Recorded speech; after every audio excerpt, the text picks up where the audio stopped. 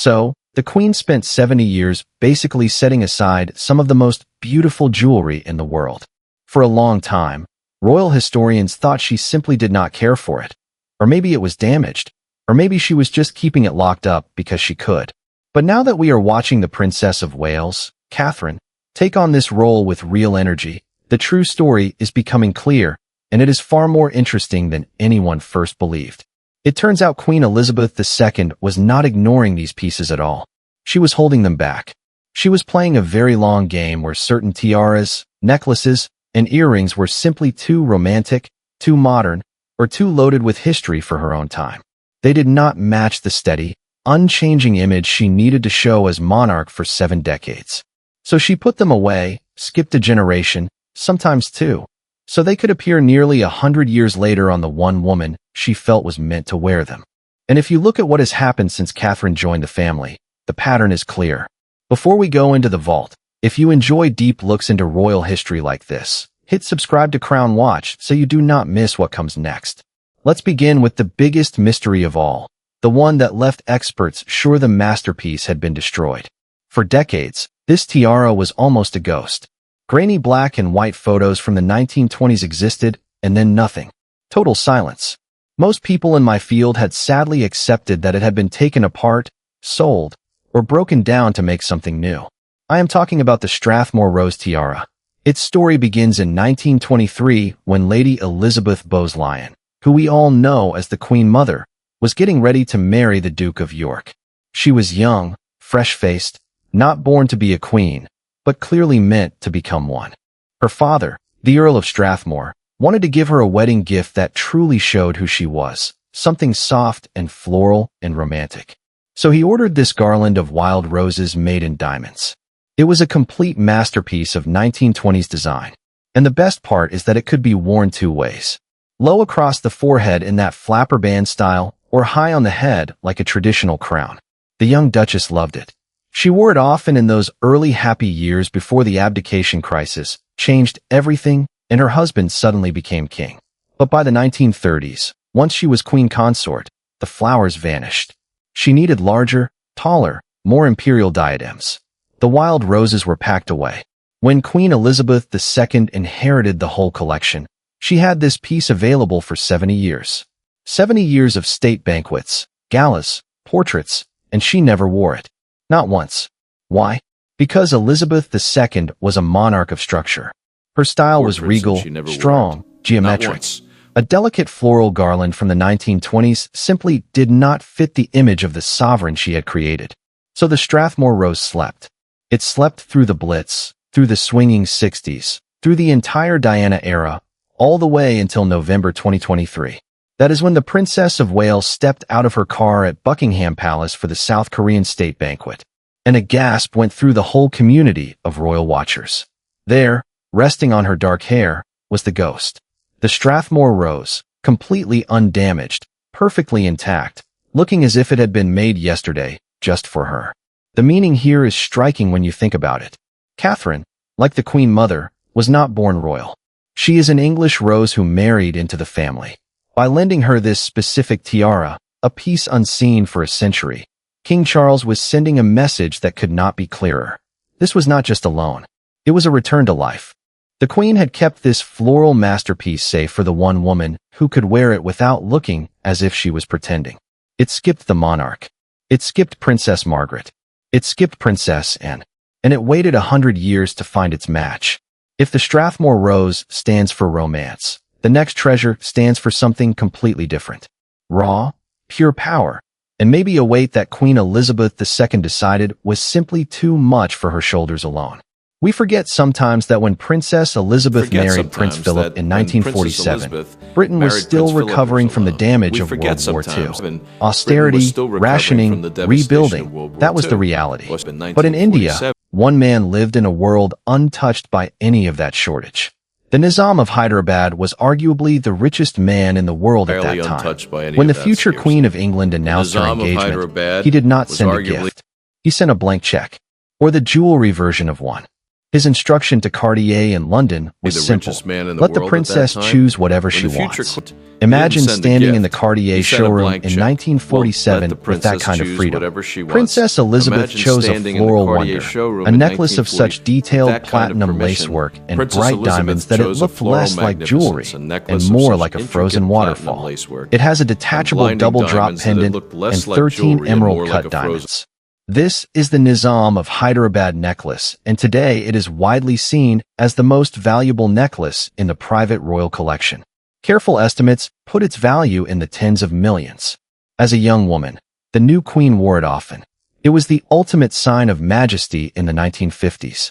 We have those famous portraits of her young and regal with this river of diamonds falling down her neck. But then a strange thing happened. As the years passed, the necklace began to fade from view. By the later part of her reign, the queen had almost completely stopped wearing it. Why? Some say it was simply too heavy to wear. Rebuilding. Others suggest that in a reality. modern But in democratic India, time, one man lived wearing in a the richest reality. man in the world's gift felt too showy, too far from her people. It was a piece of empire, a piece of excess. And so, like the Strathmore Rose, it went back into the dark until 2014. That is when Catherine, then the Duchess of Cambridge, arrived at the National Portrait Gallery for her first engagement of the year. And the cameras lit up something surprising. She was not wearing a loan from the main collection. She was not wearing pearls. She was wearing the Nizam. This was not just a fashion choice. This was a sign of deep trust. You see, you do not lend the most valuable item in your vault to just anyone. You do not hand over a piece of history worth a small It was a country's statement of GDP supreme trust. unless you are completely You see, you sure do of the not woman lend the most wearing it. valuable By item placing in your this vault. specific necklace around Catherine's neck, the queen was doing more than dressing her granddaughter-in-law. She was confirming her. She was saying, "You are ready for the crown's heaviest duties." Elizabeth had set the necklace aside because it belonged to a different time, but she brought it out for Catherine to You see, show you that do the not future lend of the the most monarchy valuable would item still in your shine vault with the same to strength. just- But while the Nizam necklace speaks of trust, the next story speaks of something sharper. A personal preference, or honestly a personal dislike, that by chance created one of Catherine's most recognizable looks. Jewelry is deeply A personal personal. preference It or touches the honestly a skin. personal dislike It rests against that the pulse. And just like any of us, a queen has things she simply cannot stand wearing. For Elizabeth II, that dislike was the choker. Throughout her life, Her Majesty preferred necklaces that sat lower, giving her room to breathe. She was well known for finding tight, high collars uncomfortable. Yet in the 1970s, during a state visit to Japan, she was given a set of the finest cultured pearls the world had ever seen. Protocol required they be used. So the Queen asked Gerard to make a 4-strand pearl choker with a curved diamond clasp. It was a masterpiece of simple design. She wore it once or twice out of duty, and then, true to her nature, she put it at the back of the jewelry box. It simply was not her. This could have been the end of the story. A beautiful object made for a queen who did not want it. But then came Diana. In 1982, the Queen loaned the unwanted choker to the new Princess of Wales. And on Diana's long, elegant neck, But then the piece came changed. Diana. In It stopped being a 1982, tight the Queen collar loaned and became the a sign of unloved- 80s the piece glamour. transformed. It was ceased to electric. be a constrictor. However, after Diana's tragic death, the choker became difficult. radioactive. It was too It was closely symbol of tied to the 80s past, glamour. It to the was drama, electric. to the pain. However, It 17, went back into the it was a dark, polite nod perhaps to deeper history. than before. But the It choker's took a true new destiny generation to lift the weight. When Catherine first wore it to the Queen and Prince Philip's 70th wedding anniversary dinner in 2017, it was a quiet nod to history. But the choker's real purpose showed itself in moments of sorrow. April 2021, the funeral of Prince Philip. That image is fixed in our shared memory. Catherine sitting in the back of a black car, masked, her eyes strong, and at her throat, the Japanese pearl choker. September 2022, the state funeral of Queen Elizabeth II. Once again, Catherine reached for this specific piece. Why? Because Catherine understood what the Queen never felt. She understood that a choker acts as protection. It holds the head high. It guards the throat. In those moments of national grief, Catherine was not just wearing pearls. She was wearing a sign of strength. You She are took a worthy of piece the the crown's Queen heaviest disliked for its burdens. tightness, and she Elizabeth had used put that the very necklace aside quality because to it show the belonged to a world that the different age, but monarchy she was brought it holding out. firm. She turned a rejected gift into the uniform of a future queen. But pearls are for mourning. What about the pieces that were meant for joy, yet were set aside all the same? Let's look at a pair of earrings that capture the glamour of the Jazz age and the Queen's complete refusal to wear them. If you look closely at Catherine's style over the last decade, you will notice a clear pattern. She is drawn to the geometric, the bold, the architectural. She loves Art Deco. And in the royal vault, there sat a pair of earrings that were the pure definition of Art Deco perfection. Yet for some reason, Queen Elizabeth II acted as if they did not exist. These are the Queen Mother's sapphire and diamond fringe earrings. Just picture them. A deep velvety sapphire surrounded by diamonds from which falls a cascade, a fringe of baguette and round diamonds. They move when you move. They catch the light with a rhythm that is pure 1920s jazz. They were daring, lively, and dramatic. The Queen Mother loved them. She wore them to theater premieres, to private dinners, to moments where she wanted to shine with a bit of edge. But when she died in 2002, and her daughter Elizabeth inherited them, silence followed. For 13 long years, these earrings were nowhere to be seen.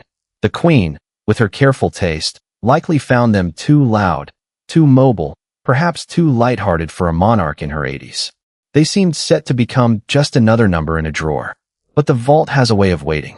In 2015, at a gala for the Victoria and Albert Museum, the Duchess of Cambridge stepped out, and there they were. The fringes were moving again. The match was immediate. Catherine has made the sapphire her signature stone. Anchored, of course, by Diana's engagement ring. These earrings did not just suit her, they finished her look. They connected the ring on her finger with the history of the Queen Mother. Since that first appearance, they have become one of Catherine's power pairs. She wears them when she needs to show modern glamour, not old-world beauty. By bringing them back, she proves something important. That the Queen's unused pieces were simply treasures waiting for a woman with the right style to bring them out. Now, we have to talk about a wedding. But not just any wedding. The wedding that changed the path of the monarchy. When Kate Middleton walked down the aisle in 2011, the world was making bets. Would she wear the lover's knot, a flower crown, a new design? When the veil was lifted, what we saw was the Cartier halo tiara. It was small, precise, and incredibly bright. The halo of light floating above her. But the story behind this choice is a clear example of the Queen's long planning. This tiara was made in 1936. It was bought by King George VI for his wife right before he became king. In 1944, it was given to Princess Elizabeth as an 18th birthday present. Think about that. An 18th birthday present. It was her very first tiara. And yet, she never wore it in public, not once. For a young princess in wartime Britain, perhaps there were no occasions. But even as queen, she left it alone. She loaned it to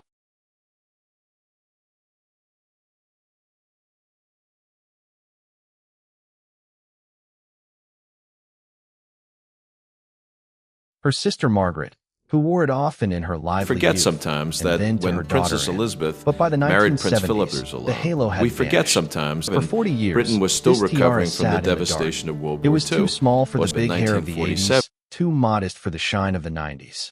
It was a leftover. So why did the Queen offer this specific piece to Catherine for the biggest day of her Entirely life? untouched by Because any of the that Queen was a scarcity. careful keeper. The Nizam She of knew that the halo Hyderabad tiara was had no arguably heavy past. It had not been worn by Diana. It was not marked by tragedy. It was pure. It the was an richest 18th man in the birthday world at that gift time. that had never When the reached future its purpose. he didn't By send a giving it to gift. Catherine, He sent the a blank Queen was check. offering her Well, a clean let the start, princess a choose fresh whatever beginning. she wants. It was a tiara Imagine that had standing in waited the through Cartier 3 showroom in generations of 1940 Windsor women with that just kind to of find the one permission. commoner Princess who would make it Elizabeth chose a famous. floral The Queen did not magnificence, a wear it necklace because of she such did not need a intricate halo. platinum lacework She was the sovereign, and blinding but she diamonds knew that that it for the looked young less woman like marrying jewelry her and more like a grandson, frozen. a halo was exactly what the public wanted to see. Sometimes the most valued pieces are the ones that speak softly rather than loudly. In the large collection of the Queen, there was a pair of floral diamond earrings, a simple stud from which hangs an open diamond frame with 4 graduated stones inside. They are elegant, quiet, and timeless. They have been in the royal collection for years, but if you search the records for photos of Queen Elizabeth wearing them, you will be looking for a long time. She wore them perhaps twice. Once for the state opening of Parliament in 2012 and once for Garter Day. That is it. To the Queen, these were clearly everyday That was the earrings. reality. But in Nice to India, have, one but man not lived in a special, reality. not favorites. But to Catherine, they are essential. Since the Queen loaned them to her in 2016, Catherine has worn these overlooked diamonds dozens of times to weddings, to trooping the color, to official portraits. Why the difference? Because Catherine understands the strength of the everyday look. The Queen's style was about big occasions. Large brooches, large pearls. Catherine's style is about being approachable. These earrings are luxurious. Yes, but they are not overwhelming. They do not shout, "I am the monarch." They say, "I am working." It is a quiet change, but a deep one. Catherine took a pair of earrings that sat at the bottom of the Queen's jewelry box and raised them to the level You do not of a lend the future most Queen's valuable regular item choice. in your vault. She found value where Elizabeth saw only usefulness. But if these earrings stand for quiet duty, the next piece stands for the freer side of royalty, the side Elizabeth tried hard to keep in check. If the Cartier halo was the tiara of innocence, the lotus flower is the tiara You do not of a lend the party most princess. valuable item And for in your decades, vault. that energy just- was something Queen Elizabeth II kept well away. The story of this piece is one of breaking apart and starting again. It began life as a necklace, a wedding gift to the Queen Mother in 1923. But she found it heavy and dull. A personal So within preference 6 or months, honestly a she personal went into dislike Cartier that and ordered inadvertent. them to take it apart. From the pieces came this, the lotus flower tiara, Egyptian-inspired, low profile, and completely stylish. But it was not the Queen Mother who made it well known.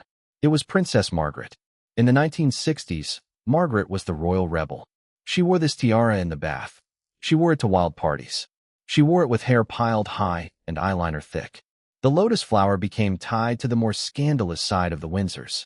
When Margaret died in 2002, the tiara returned to the main vault and the Queen put it away. For Elizabeth II, this tiara likely held too many memories of her sister's difficult life. It was too Hollywood, too flashy. It did not fit the steady, calm image of the monarch. So it disappeared until 2013 when Catherine wore it to the annual diplomatic reception. It was a surprise. Why would the careful, polished Kate Middleton choose Margaret's party tiara? Because Catherine was making a point. But then came She was Diana. showing that she In could handle the 1982, glamour. the Queen She could wear loaned the the rebel's crown unloved. and make The it piece look proper, transformed. It not ceased to wild. be a And when constrictor. she wore it again in After Diana's 2022 tragic with that death, the smooth, choker became straight radioactive. hairstyle, she It fully was symbol claimed of it. 80s She glamour. removed It the was 60s electric. drama and However, showed the 17, tiara's true it was a Art polite Deco nod beauty. to history. The Queen had But the hidden it away choker's to true protect destiny the was- family's image.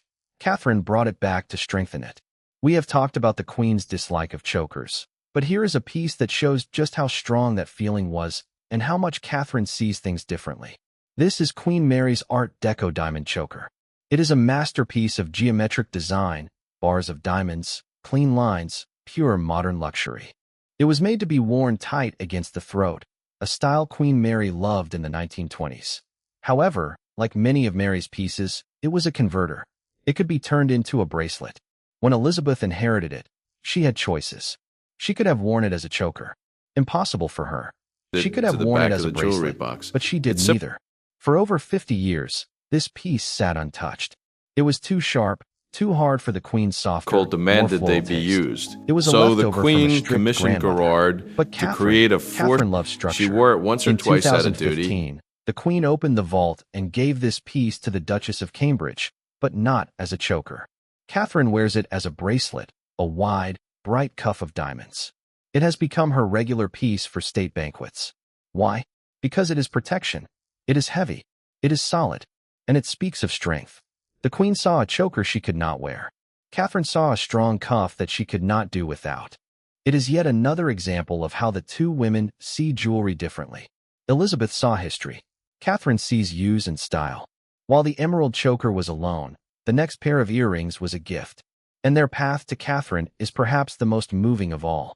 The Collingwood pearl earrings were given to Diana as a wedding gift by the Collingwood jewelers. They are classic teardrop pearls hanging from diamonds. Diana wore them often. But after the divorce and then the tragedy in Paris, these earrings entered a legal and emotional pause. They were personal property, not crown jewels. They belonged to William and Harry.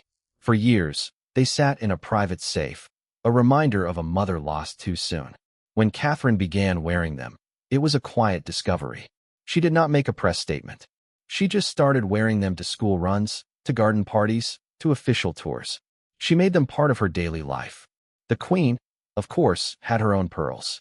She did not need Diana's, but for Catherine, these earrings are a real link to the mother-in-law she never met. By wearing them, She makes sure that Diana is present at every major royal moment. Christenings, weddings, jubilees. They did not skip the queen because the queen did not want them. They skipped her because they belonged to a different family line. They belonged to the line of William, and Catherine is now the keeper of that memory. There is one major group of jewels that Catherine is only starting to explore, the sapphires. And there is one specific ghost in the vault that seems meant for her. Next, we have to talk about Empress Maria Fyodorovna's sapphire choker. This jewel is a survivor. It escaped the Russian Revolution. It traveled in a pocket, smuggled out of a falling empire before finding its way to Queen Mary. It has a geometric diamond and sapphire centerpiece, strung on pearls. Queen Elizabeth II inherited it, but as expected never wore it as a choker. She wore it briefly as a bracelet, then left it. At the moment, it is often seen on Princess Anne. But here is the idea gaining ground among historians. Catherine has built her whole royal identity around the sapphire. Her engagement ring, the fringe earrings, the necklace pieces. She is the sapphire princess. Princess Anne is the hardest working royal, but she is entering her 70s. As the role of the Princess of Wales grows, we are seeing a movement of jewels. This choker with its deep blue center and pearl strands sits at the exact meeting point of Catherine's style. Chokers plus sapphires. It is the missing piece. The queen kept it in the family, but she never made it a main crown item. It floats. And as Catherine moves further into her role as the future queen consort, many believe this Russian survivor is waiting for her. It has the drama, the history, and the color range that Catherine has claimed as her own. It is a piece that is currently in use demanded they be used. Perhaps looking so toward the a future Queen with Catherine. commissioned And Gerard finally, to create a the fourth. ultimate She Sleeping wore it Beauty, once or twice the out piece of that duty, brings our story and then, full true to her circle, nature, the she Indian banished circlet. it to the We back of the mentioned jewelry earlier box. that this tiara It simply designed wasn't by her. Prince Albert This could have for been Queen the end of the Victoria story. was loved by the Queen Mother, but ignored by Queen Elizabeth II. The Queen wore it once in Malta, and then let it fade from view. Why? Because the Indian circlet is a crown heirloom. It is legally set aside for the use of queens and queen consorts. The Queen Mother wore it by permission, not by right. Elizabeth wore it by right, but not by choice. So where is it now? It is sitting in the dark, waiting. But consider this. Catherine is the first princess of Wales in history to have access to the heavy vaults before becoming queen. She has worn the lotus flower. She has worn the Strathmore rose. The Indian circlet is ruby and diamond.